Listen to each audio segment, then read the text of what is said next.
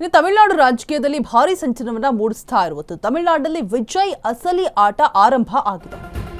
ಎಐಎಡಿಎಂಕೆಯ ಮೂವರು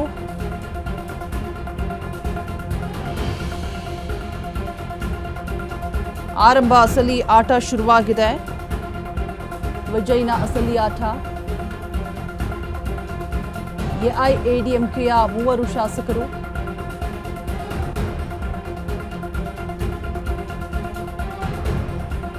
ಪೆರಂದರೈ ಶಾಸಕ ಜಯಕುಮಾರ್ ರಿಸೈನ್ ಮಾಡಿದ್ದಾರೆ. ಧಾರಾಪುರಂನ ಸತ್ಯಭಾಮರಿಂದ ರಾಜೀನಾಮೆ ಕೂಡ ಸಲ್ಲಿಕೆ ಆಗಿದೆ. ಸಚಿವ ಆದವ್ ಅರ್ಜುನ್ ಭೇಟಿ ಬಳಿಕ ರಾಜೀನಾಮೆಯನ್ನ ಕೊಟ್ಟಿರುವಂಥದ್ದು. 3 ಕ್ಷೇತ್ರಗಳಿಗೆ ಮತ್ತೊಮ್ಮೆ ನಡೆಯಲಿದೆ ಎಲೆಕ್ಷನ್.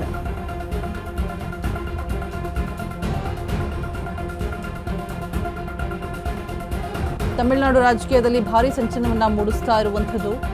ತಮಿಳುನಾಡಿನಲ್ಲಿ ವಿಜಯ್ನ ಅಸಲಿ ಆಟ ಆರಂಭ ಆಗ್ತಾ ಇದೆ. ಈಗ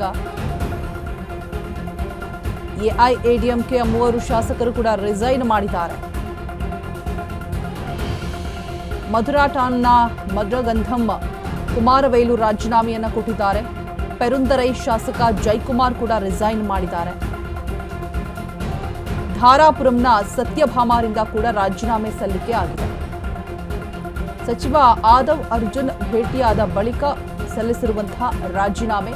ಇನ್ನ 3 ಕ್ಷೇತ್ರಗಳಿಗೆ ಮತ್ತೊಮ್ಮೆ ಎಲೆಕ್ಷನ್ ನಡೀಬೇಕು. ಇನ್ನು ಮೇಲಿಂದ ಅಸಲಿ ಆಟ ಶುರುವಾಗುತ್ತೆ. ತಮಿಳುನಾಡಿನಲ್ಲಿ ಭಾರಿ ಸಂಚಲನವನ್ನ ಮೂಡಿಸ್ತಾ ಇರುವಂಥದ್ದು ತಮಿಳುನಾಡು ರಾಜಕೀಯದಲ್ಲಿ.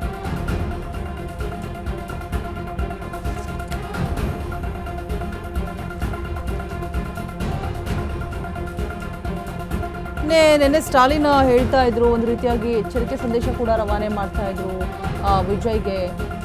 ನಾನು ಕೊಟ್ಟಿರೋ ಭಿಕ್ಷೆ ಸಿಎಂ ಸ್ಥಾನ, ನಾನು ಶಾಸಕರಿಗೆ ಬೆಂಬಲನ ಸೂಚಿಸೋದಕ್ಕೆ ಹೇಳಿದ್ದೆ, ಹಾಗೆ ಹೀಗೆ ಅಂತ ಬಡಬಡಾಯಿಸ್ತಾ ಇದ್ರು. ಇದೀಗ ಫೈನಲ್ ಆಗಿ 3 ಶಾಸಕರು ಕೂಡ ರಾಜೀನಾಮೆಯನ್ನು ಸಲ್ಲಿಕೆ ಮಾಡಿದ್ದಾರೆ. ಆದವ್ ಅರ್ಜುನ್ ಅವರನ್ನ ಭೇಟಿ ಮಾಡಿದಂತಹ ಬಳಿಕ ಕೊಟ್ಟಿರುವಂತಹ ರಾಜೀನಾಮೆ. ಮತ್ತೆ ಇದೀಗ 3 ಕ್ಷೇತ್ರಗಳಲ್ಲೂ ಕೂಡ ಎಲೆಕ್ಷನ್ ನಡೆಸಬೇಕಾದಂತಹ ಅನಿವಾರ್ಯತೆ ಉಂಟಾಗಿರುವಂಥದ್ದು. ಇನ್ನು ಮೇಲೆ ಅಸಲಿ ಆಟ ಶುರುವಾಗುತ್ತೆ. ತಮಿಳುನಾಡು ರಾಜಕೀಯದಲ್ಲಿ ಸಂಚಲನವನ್ನ ಮೂಡಿಸ್ತಾ ಇರುವಂಥದ್ದು. ಒಂದು ರೀತಿಯಾಗಿ ಸಾಕಷ್ಟು ತೊಂದರೆಗಳನ್ನ ಎದುರಿಸಿದ್ರು. ಯಾವಾಗ ಸಿಎಂ ಆಗಿ ಬಂದ್ರು, ಭರ್ಜರಿ ಜಯವನ್ನ ಗಳಿಸಿ ಅತಿ ದೊಡ್ಡ ಪಕ್ಷವಾಗಿ ಹೊರಹೊಮ್ಮಿದ್ರು. ತಮಿಳುನಾಡು ಇತಿಹಾಸದಲ್ಲೇ ಸುಮಾರು 7 ದಶಕಗಳ ನಂತರ ಈ ದ್ರಾವಿಡ ಪಕ್ಷಗಳಾದಂತಹ ಡಿಎಂಕೆ ಮತ್ತೆ ಎಐಡಿಎಂಕೆ ಹೊರತುಪಡಿಸಿ ಸ್ವಂತ ಬಲದ ಮೇಲೆ ಸರ್ಕಾರವನ್ನು ರಚಿಸಿರುವಂತಹ ಮೊದಲ ಪಕ್ಷ ಇದು. ಟಿವಿಕೆ ಪಕ್ಷ ಆ ಒಂದು ಹೆಗ್ಗಳಿಕೆಗೆ ಕೂಡ ಪಾತ್ರವಾದರು.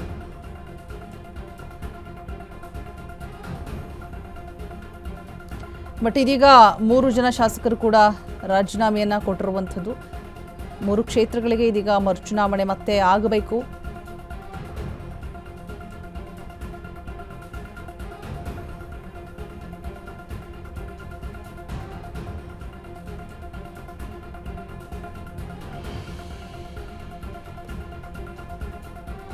ಮೂರು ಶಾಸಕರು ಕೂಡ ರಾಜೀನಾಮೆಯನ್ನ ಕೊಟ್ಟಿರುವಂಥದ್ದು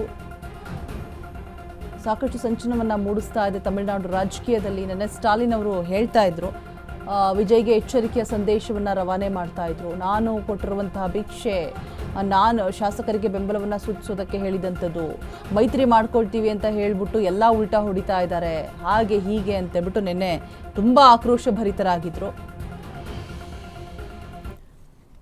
ಹೆಚ್ಚಿನ ಡೀಟೇಲ್ಸ್ ಅನ್ನ ಕೊಡೋದಕ್ಕೆ ಪವನ್ ದೂರವಾಣಿ ಸಂಪರ್ಕದಲ್ಲಿ ಜಾಯಿನ್ ಆಗ್ತಾ ಇದ್ದಾರೆ. ಪವನ್, ಒಂದು ರೀತಿಯಾಗಿ ಸರಿಸುಮಾರು 7 ದಶಕಗಳ ನಂತರ ಒಂದು ಟಿವಿಕೆ ಅನ್ನುವಂತಹ ಪಕ್ಷ ತುಂಬಾನೇ ಸ್ಟ್ರಾಂಗ್ ಆಗಿ ಡಿಎಂಕೆ ಎಡಿಎಂಕೆಯನ್ನ ಪಕ್ಕಕ್ಕಿಟ್ಟು ಜಯಗಳಿಸಿದಂಥದ್ದು. ಬಟ್ ವಿಜಯ್ಗೆ ಒಂದಾದ್ಮೇಲೆ ಒಂದು ಆಪತ್ತು ಎದುರಾಗ್ತಾನೆ ಇದೆ.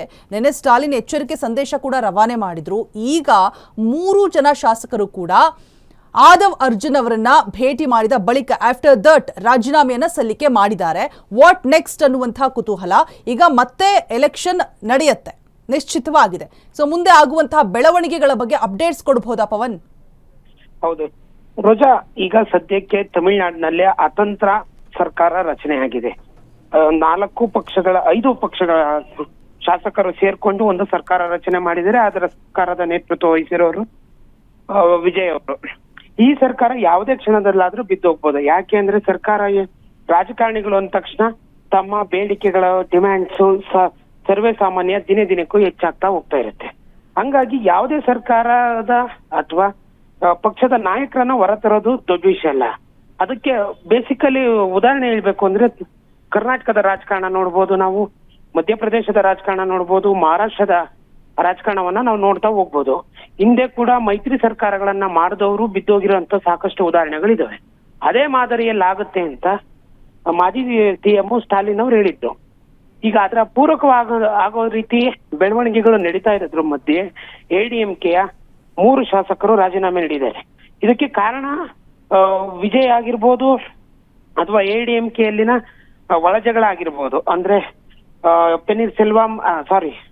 ಪಳನಿಸ್ವಾಮಿ ಹಾಗೂ ವೇಲುಮಣಿ ಅವರ ನಡುವಿನ ಶೀತಲ ಸಮರ, ನಾಯಕತ್ವದ ಶೀತಲ ಸಮರ, ಅದನ್ನ ಎನ್ಕ್ಯಾಚ್ ಮಾಡ್ಕೊಳ್ಳಲು ವಿಜಯ್ ಬಣ ಅಂದ್ರೆ CM ವಿಜಯ್ ಅವರು ಮುಂದಾಗಿದ್ದಾರೆ. ಹಾಗಾಗಿ ಇದರ ಪೂರ್ವ ಒಂದು ದಿಕ್ಸೂಚಿಯಂತೆ 3 ಜನ ಶಾಸಕರು ರಾಜೀನಾಮೆ ಕೊಟ್ಟಿದ್ದಾರೆ. ಮುಂದಿನ ದಿನಗಳಲ್ಲಿ 47 ಜನ ಶಾಸಕರ ಪೈಕಿ 3 ಜನ ಹೊರಗೆ ಬಂದಿರೋದು. ಇನ್ನು 44 ಜನ ADMKಯಲ್ಲಿ ಉಳ್ಕೊಂಡಿದ್ದಾರೆ.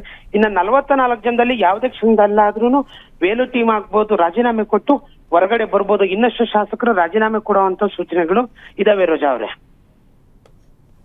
ರೈಟ್. ಥ್ಯಾಂಕ್ ಯು ಪವನ್, ತಮ್ಮೆಲ್ಲ ಡೀಟೇಲ್ಸ್ಗಾಗಿ.